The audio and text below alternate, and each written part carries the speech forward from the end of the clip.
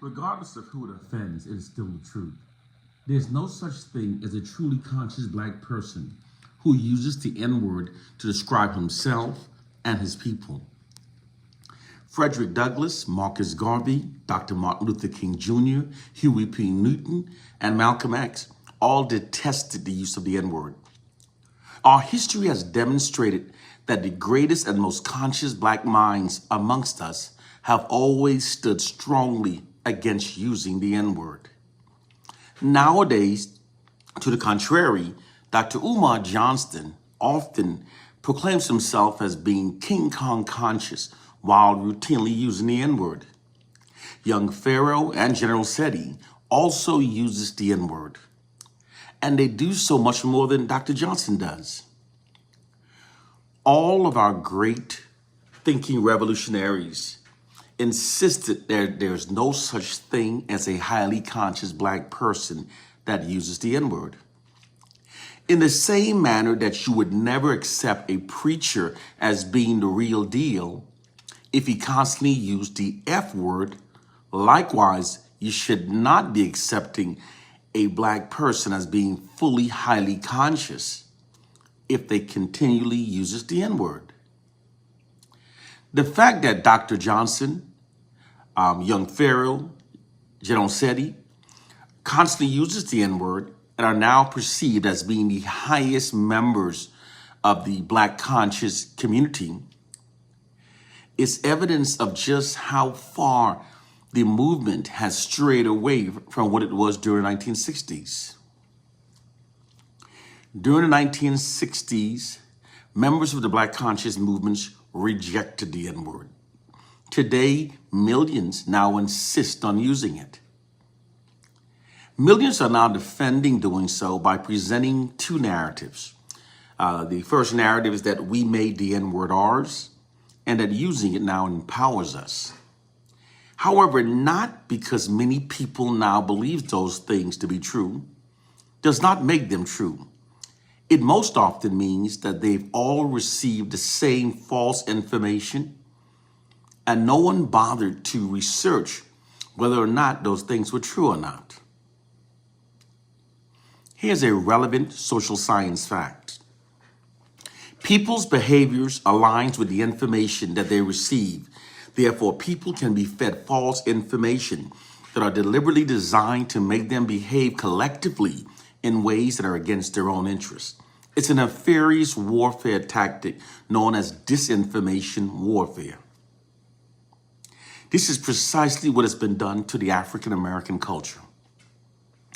Presently, there are white social engineering scientists and white propagandists that constantly and systematically spreads false information into the black community that are designed to keep us thinking and behaving in ways that are against our own self-interest, and that instead in ways serving the interests of our oppressors. This is the case in regards to the N-word. White propagandists spread the false narrative into the black community that ridiculously claim that we made the N-word ours, and that even more ridiculously claims that using it now empowers us. Millions of African Americans then accepted those false narratives as being true and then started using the N-word, in a sense, making the narrative become true that we use it. This is what's known as a self-fulfilling prophecy. A self-fulfilling prophecy is a process through which an originally false narrative leads to its own confirmation. In a self-fulfilling prophecy, people start functioning based upon the false information that has been repeatedly fed into their communities, thus resulting in the originally false narrative becoming true. It was through this process that millions of African Americans were made to self-identify ourselves by the N-word. White propagandists fed the false narratives into our communities that we made the N-word ours and that using it now empowers us. Many of us accepted those false narratives that we made it ours and that using it empowers us, and we started using it. thus making it true that it's all word, but it's actually not. This is all possible because those who controls the narratives that a people receives are able to steer their culture. People are like computers. All you have to do is keep giving them certain information every so often, and you can persuade an entire generation towards an applied objective. It doesn't matter if the information presented is untrue. The only thing that matters is that the information is believed as being true. Most Black people act upon the information that are fed into our communities because we've all received the same disinformation. It's the true way that they manipulated millions of us to self-identify ourselves by the N-word. The reason why they manipulate us to do so is because words have power over the subconscious mind. Words, when repeated often enough, shapes our thoughts, and a thought, when held long enough, becomes a belief. A belief then becomes our biology. We psychologically become the words that we repeatedly call ourselves. It's why men that call themselves thugs are more likely to engage in a fight than to avoid one. It's why women that proclaims themselves as being bitches often become stubbornly unreasonable. We subconsciously become the words that we repeatedly call ourselves. It's a psychological phenomenon that white social scientists have thoroughly studied. In order to subjugate and control a large targeted population, the first step is to neutralize their alpha males, aka those possessing warrior spirits. These are also the males that are psychologically wired to protect our women and to defend our communities. White social scientists neutralized our African males by socially engineering millions to self-identify ourselves by the N-word. When we repeatedly call ourselves by the N-word, this actually conditions us to perceive ourselves through a false, inherent, inferior, and subordinate identity that aids the white society in maintaining its social dominance and control over us. When we call ourselves by the N-word, this literally creates a psychological prison for our minds. To keep us forever trapped within this mental prison, every couple of decades or so, white propagandist creates and spreads false propaganda into our communities that are designed to keep us using the N-word. They do so by feeding new derivatives of the N-words with different spellings, such as N-I-G-G-A and N-E-G-U-S. These sound-alike words actually keeps us mentally enslaved because the subconscious mind does not see the different spelling. Those Black men that now uses the word are in fact ignorant of their own ignorance. I'd rather lose Black friends for telling the Black liberating truth than to endorse ignorant false beliefs in order to hold on to ignorant and mentally enslaved Black friends. To gain a full context of what has been done to our culture, you have to go back to 1968. In 1968, white oppressive forces determined that to subdue the Black Power movement that had become so prevalent during that decade, that the African American culture had to be fundamentally changed from what it was. To meet that objective, white oppressive forces, white social scientists, deployed an ideological subversion system against the entire African American population.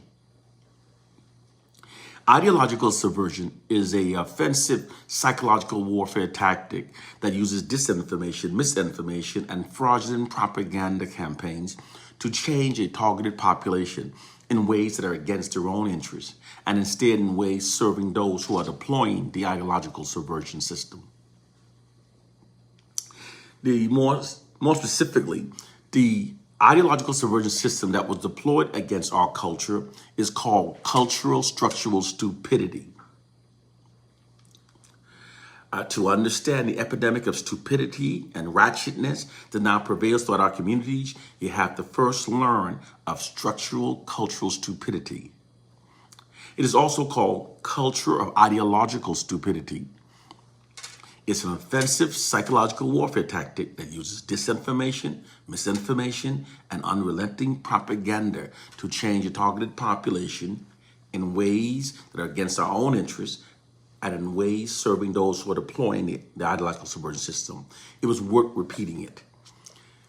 Okay, more specifically, it's when the dominant group exploits their monopoly over the information that a targeted population receives by constantly feeding them idiotic ideologies. Those among them that are ignorant will accept the idiotic ideologies and then start repeating them. These ignorant ones are then given a national media platform to amplify the idiotic ideologies that they've accepted, while the intelligent critical thinkers among the group are denied a national media platform to express their intelligent objection against the idiotic ideologies. This creates a one-sided flow of information into the targeted population, promoting only the idiotic ideologies. This makes the ignorant ones become overconfident within their state of ignorance, and it causes the intelligent ones to feel intimidated, and they then become silent. This silence among the intelligent ones allows the idiotic beliefs to prevail throughout the community, creating a culture of stupidity. This is what white oppressive forces have done to the African American culture. As a direct result of this nefarious practice, we are now drowning in lots of false information that are deliberately designed to keep us thinking and behaving in ways that are against our own interests. Our culture is being covertly, negatively, socially engineered by white oppressive forces. It's the true reason why millions of us now self-identify by the N-word, call our women by the B-word, sags our pants, and glorifies pimps. Don't dispute facts you don't understand to hold on to false customs and idiotic beliefs that you've been misled to believe. Doing so will keep you mentally enslaved and functioning as your oppressors' fools. Our ignorances of the many covert, sophisticated subjugation tactics that are being presently deployed by white oppressive forces against us gives them their greatest power over us. Fortunately, some of us are born with a sort of spiritual immune system that gives us the ability to see through the maze of lies and confusion which our oppressors have designed for us. Throughout generations, our ancestors have always provided us with those they've given the spiritual insight and innate ability to see through the prison that our oppressors have created for our minds. Those of us bestowed with this gift must teach the truth to those of us that weren't born with it. This is why those of us who know the truth must teach. African proverb. This is why I freely teach. Brothers and sisters, it's time to wake up to our reality.